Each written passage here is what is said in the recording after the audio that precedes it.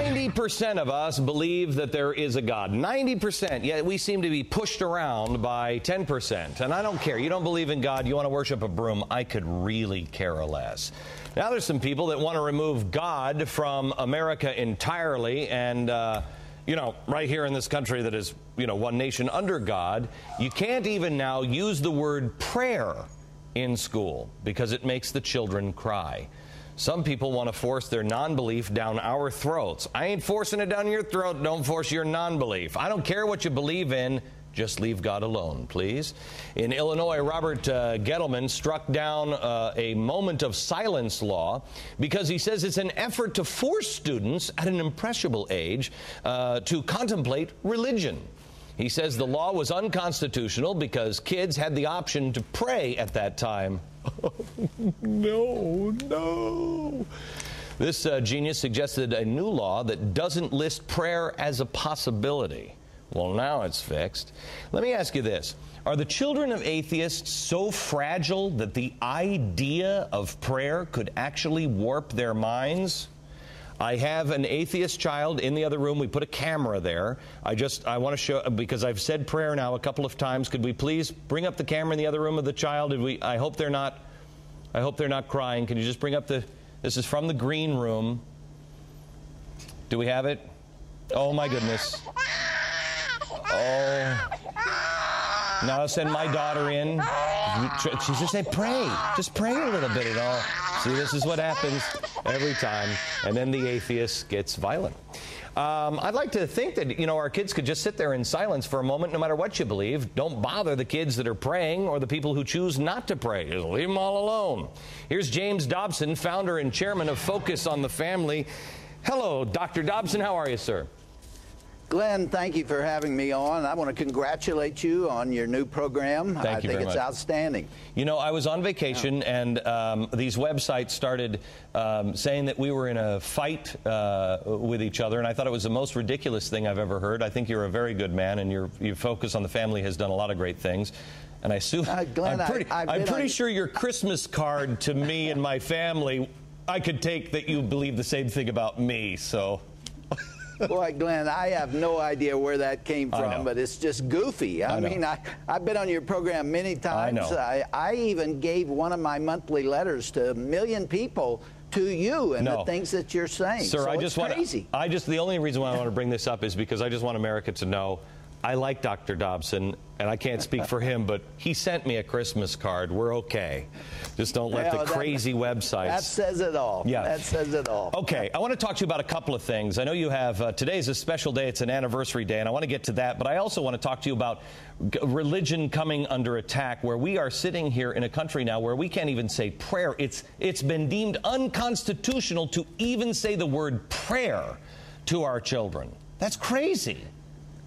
Glenn, the decision that was handed down this week was not even about prayer. It was about a moment of silence without any mention of prayer.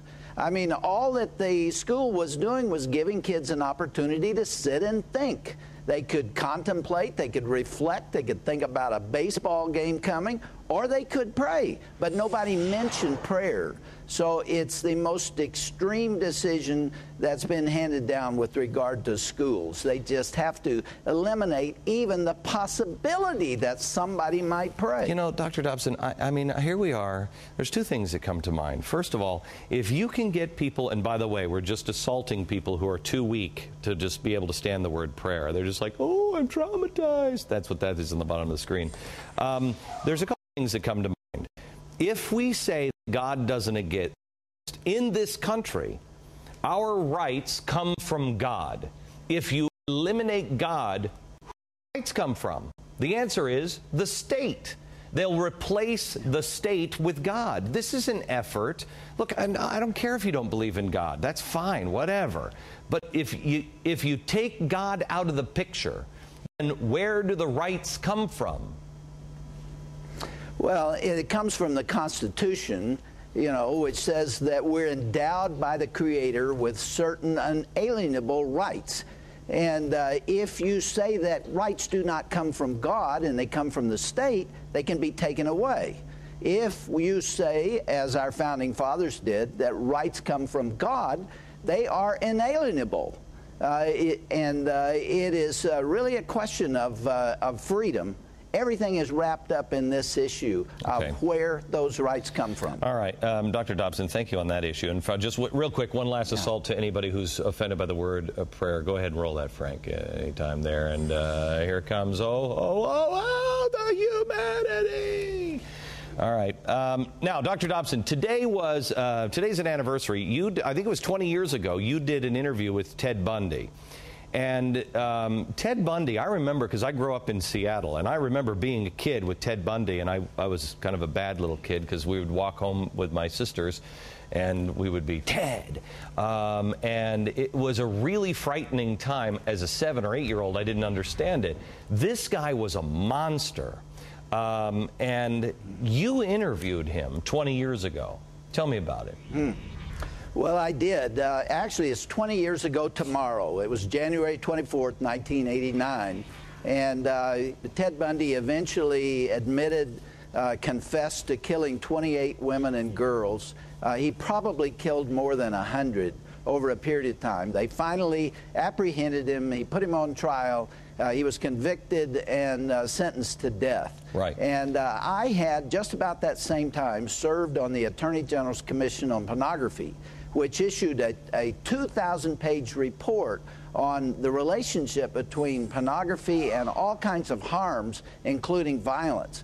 Well, Ted Bundy read that 2,000-page report, and he had an attorney named John Tanner call me 2 years before his execution to say that when the time came for him to be executed, he wanted me to come and he wanted to give a final statement to me about his life.